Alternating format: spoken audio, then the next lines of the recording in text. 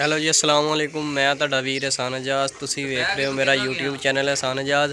ਭਾਈ ਅੱਜ ਅਸੀਂ ਤੁਹਾਨੂੰ ਦਿਖਾਵਾਂਗੇ ਭਾਈ ਵੀ ਦੇਸੀ ਤਰੀਕੇ ਨਾਲ ਜਿਹੜੀ ਮੱਝ ਦੇ ਧਾਰ ਵਾ ਕਿੱਦਾਂ ਚੋਈ ਜਾਂਦੀ ਆ, ਯਾਨੀ ਦੁੱਧ ਕਿੱਦਾਂ ਕੱਢਿਆ ਜਾਂਦਾ ਵਾ ਥਣਾ ਚੋਂ। ਤੇ ਭਾਈ ਤੁਸੀਂ ਦੇਖਿਓ ਤਰੀਕਾਕਾਰ, ਮਾਸ਼ਾਅੱਲਾ ਦੇਸੀ ਤਰੀਕਾਕਾਰ ਆ। ਤੇ ਦੇਖ ਕੇ ਜਿਹੜਾ ਵਾ ਇੰਜ ਹੁੰਦੇ ਨਵੇਂ ਕੰਡੀ ਸਬਸਕ੍ਰਾइब करो ताकि हर तरह की जी नवी वीडियो तुहाडे तक टाइम नाल पहुँच रहे। माशाअल्लाह अवैस भाई जिहड़े आ वो जी मझ की धार चो रहे आ, ये तरीकाकार भी तुहानूं दस्सणगे भाई। तो देखो माशाअल्लाह दी देख सकते हैं आ गाई आ ओहदी धार चोई जा रही है। 9 लखी गाई है माशाअल्लाह। देखो जी ये वा देसी तरीका जिहड़ा वा धार चोन दा। अजकल तो उदा मशीनां ना भी जी चोई जा रही है धार, लेकिन आ दुध जड़ा वा ना चोन दा देसी, हाँ जी बिल्कुल देसी तरीका वा। देखो माशाअल्लाह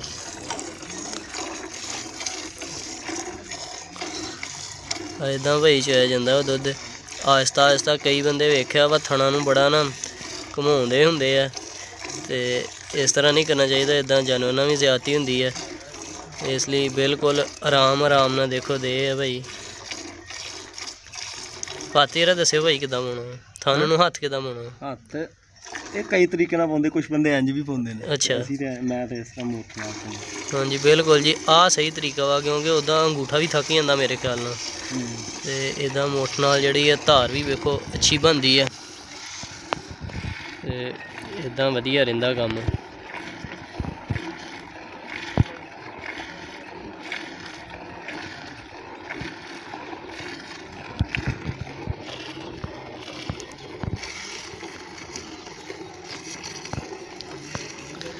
इस तो बाद भाई जी मझ की वो धार कड्ढनी है, वो भी तुहानूं भाई दिखावांगे।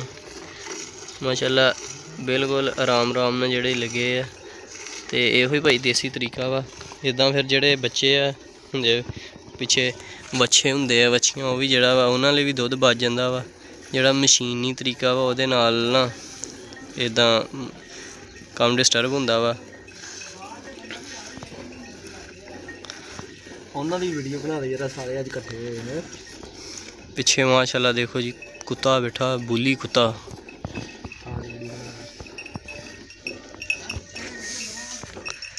आस्ता केड़ी है बच्छी आ वा जी माशाअल्लाह बच्छा, वलैती बच्छा माशाअल्लाह। उहदे नाल भी देखो वलैती बच्छा खलोता वा, दोवें वलैती बच्छे भाई।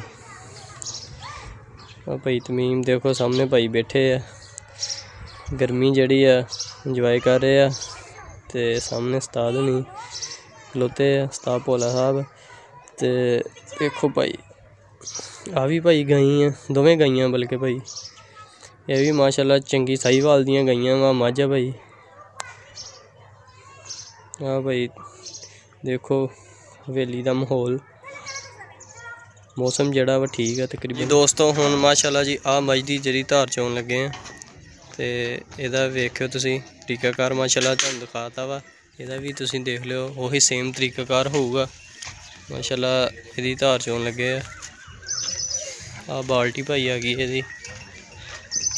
पानी लिया भाई थोड़ा जिहा पहलों बिच, तां कि जेहड़े थन वा अच्छी तरह भाई तो वाश हो जूगे, अच्छी तरह धो लूगे। फिर जेहड़ा वा देखो तुसी देखो, बल्कि नाल नाल ही तुहानूं दस्सी जाऊँगा मैं।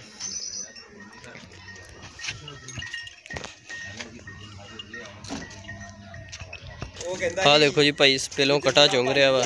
अगर मशीनी सिस्टम होए तो फिर कम घट ही हुंदा वा। ये वा देसी तरीका वा। देखो जी कट्टा छड्डता पहलों, कट्टे ने भी चुंग लेना वा, तो दुध जड़ा वा वो थना जड़ा उतर होना वा, यानी मझ नूं कहंदे आ पसम जाना जिन्हों कहंदे आ। देखो जी इदां पसम जाना, हले दुध जड़ा वा थना तो उत्ते ही है भाई। तो कट्टा रहा चुंग ते मझ ने पसम जाना।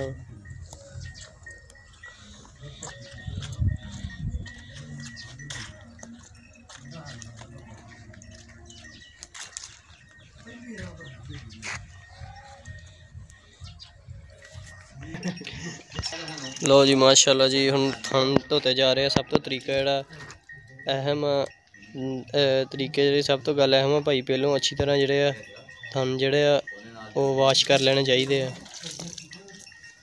ਵਾਸ਼ ਹੋ ਗਏ ਭਾਈ, ਤੇ ਦੁੱਧ ਵੀ ਜਿਹੜਾ ਵਾ ਇਦਾਂ ਥੱਲੇ ਆ ਗਿਆ ਥਣਾ ਦੇ।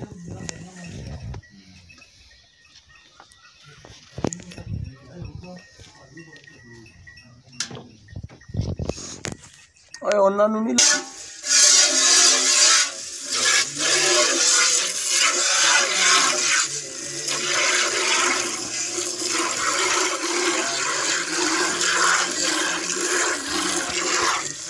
माशाअल्लाह जी। देखो क्या बात है, खालस दुध है भाई, ते खालस तरीका धार च होंदा।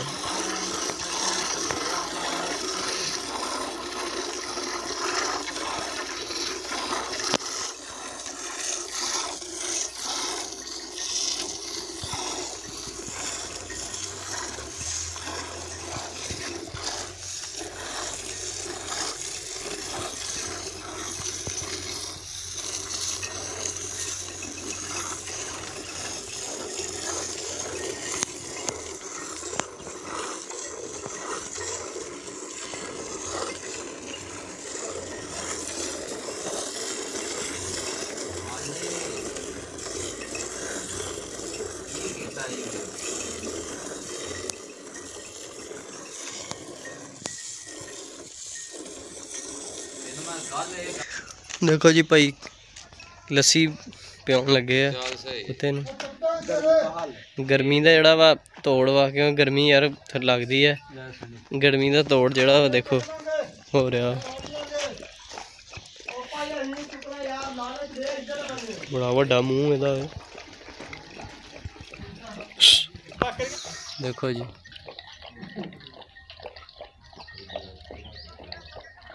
ओडे भी भाई बच्छियां तो बल्कि वड्डा कुत्ता।